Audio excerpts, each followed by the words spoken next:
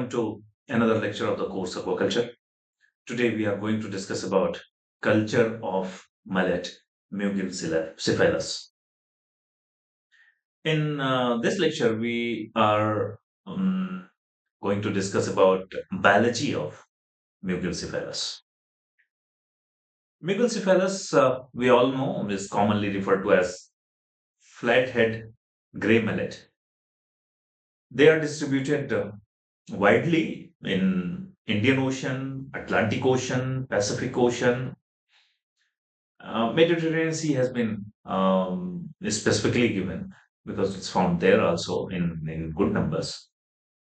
So you can say that it is distributed widely, in all the major oceans of the world, and that is why it is written they are cosmopolitan in nature, found in the coastal waters of tropical, subtropical, and temperate zones. So these are one of those species which are having tolerance to different conditions, to a very broad range, to a very wide range, because they are distributed in tropical, subtropical, and temperate zones. They are found in Indian Ocean, Atlantic Ocean, as well as Pacific Ocean. So they are distributed very widely. They belong to order Muguliformis and family Mugilidae. Uh, Genus and species we have already discussed Mugil cephalus. How they look like? What is the morphology? Body is cylindrical, robust, with broad head. The width of head is more than width of mouth cleft. Color is olive green black on the back. Flanks and belly are pale or silvery. Scales on back and flanks usually streaked to form longitudinal stripes. That is one of the important features to when we study the morphology of the megalcephalus. Dark pectoral axillary blotch, transparent adipose eyelid. These are, peculiar features of the mullets. Is highly developed, and some more fishes only. It's not only in mullet, but even in some other fishes, probably in milkfish also. Is highly developed more than that of other mugilid species. This adipose eyelid is highly developed more than that of other mugilid species, covering most of the pupil. Upper lip is thin without papilla. Teeth of upper jaw are labial and small, and they are in several rows. Mouth cleft ends below posterior nostril. And the fin formula is given here, that you can go through. It must be noted that dorsal and anal spine, this is important, and ray count cannot be used as distinguishing feature for Mugelcephalus, since this overlaps with a number of other mugelids. So while going for identification, in many of these species, we take fin formula.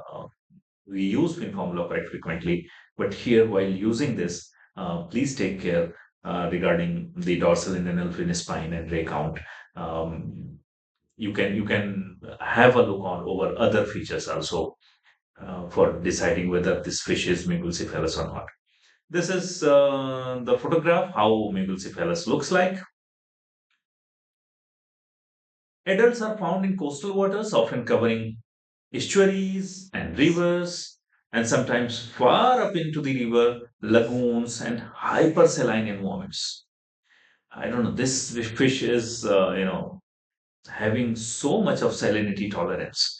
Right from 0 ppt to 75 ppt salinity, it can be found.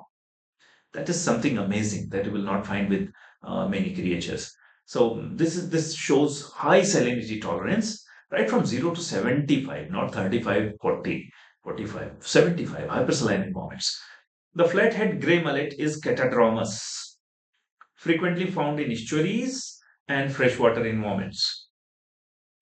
Catadromous means for breeding, it will come to the offshore areas, where there is more salinity. Adults may be found in water of, I just told you, between 0 to 75 ppt salinity. Juveniles, 4 to 7 centimeter, wide range of salinity tolerance you can find in juveniles as well. Larvae may be found in inshore to extreme shallow waters also. So inshore you can found as well as in extreme shallow waters. After reaching 5 centimeter in length, these young mullet move into slightly deeper waters. Food and feeding habit. They are mainly diurnal, feeding on detritus, microalgae, or benthic organisms. Larvae are planktivorous, feeding particularly on copypods. And the larvae, when they reach 10 to 20 millimeter standard length, they start feeding on small invertebrates and benthas. So, according to the life stage, the feeding behavior is changing. And when the feeding behavior changes, then you may find some kind of growth checks on the calcified structures that you can notice by looking at any of these structures like otolith. That what was the time when there was shift in feeding. Larger fish tends to feed on detritus and benthic microalgae that we have discussed earlier also, particularly diatoms, along with other small invertebrates and meiofauna. Mullet have thick-walled gizzard-like segments in their stomach, along with a long gastrointestinal tract that enables them to feed on detritus. They are an ecologically important link in the energy flow within estuarine communities. They feed close to the river bed in shallow water, but do move throughout the water column in the river channels, and, individuals often out, jump high out of water. Jumping high out of water is one of the observations that people have made quite often. Lifespan of mullet is 7 years to, in case of males, it has been observed, whereas in case of females, it has been observed as 8 years, with a probable average lifespan of 5 years. But the oldest mullet that has been reported was of 13 years. Texas Parks and Wildlife Department in 2005 reported this 13 years of mullet. Behavior. Mullet tend to school for protection from predators in the daylight hours, although they feed around the clock. Uh, there is no preferred feeding time for them, so they can feed whenever they get access to the feed. Mullet leap out of the water frequently. Here, that what I was the point I was discussing, that people have observed this jumping high out of water in case of mullets. They leap out of the water frequently. The possible reason could be protection from the predators. Another possibility maybe because oxygen. Sometimes they are having living in less oxygen water or something. So in order to clear their gills, depending on many conditions, that but they have been observed to come out of water quite frequently. Now, reproductive biology, externally males are difficult to distinguish from females, except for the more slender shape of males when sexually ripening. Sexual maturity of female mullet is 4 years. When they are of the size of 40 to 42 centimeter, they reach at the age of almost 4 years. These females are mature, and minimum spawning size of females is 31 to 34 centimeters. Um, that is the minimum size, spawning size of females. It is written sexual maturity of male mullet is 3 years, 31 to 34 centimeter. But here, sexual maturity of female mullet is written 4 years, 40 to 42 centimeter. And minimum spawning size of females here, it is written 31 to 34 centimeter. I think this may be checked. Whether the female can spawn at this length, but that is possible when the growth, maybe somatic growth, is not taking that much. And if the female has already reached 4 years but has not shown the growth rate in order to reach 40 to 42 centimeter, it has reached 4 years of age, but the length has not increased that much because the length increment depends on the growth of the fish, depends on a large number of factors. So maybe the factors are not that conducive for growth of the fish, but the age is increasing. And when age has increased to 4 years, the female may attain maturity, and it is quite possible that the female is of the size of 31 to 34 centimeter. In that case, that spawning may occur, or the female can participate in the breeding. Estimated fecundity of mullet is 0.5 to 2 million eggs per female. It is huge, huge. 1 million has 10 lakh eggs. So 2 million, 20 lakh eggs per female, depending upon the size of the individual. That again depends on the size of the individual. So you cannot say that what is the per kg body weight of number of eggs per kg of body weight, but this depends on the size of the female, that may be of bigger size or smaller size, but again the fecundity is quite high, that we can understand. Mullets are catadromous. We already discussed that. That is, they spawn in salt water. They spawn in salt water, yet spend most of their lives in brackish and fresh waters, you can say. During the autumn and winter months, adult mullet migrate far offshore in large aggregations to spawn during autumn and winter months. Environmental cues such as falling water temperature, passage of cold fronts, and falling biometric pressure are thought to trigger the aggregation and subsequent migration. The factors or environmental cues that induce the fish to start migration journey. These are the cues which have been observed in case of mullet migration.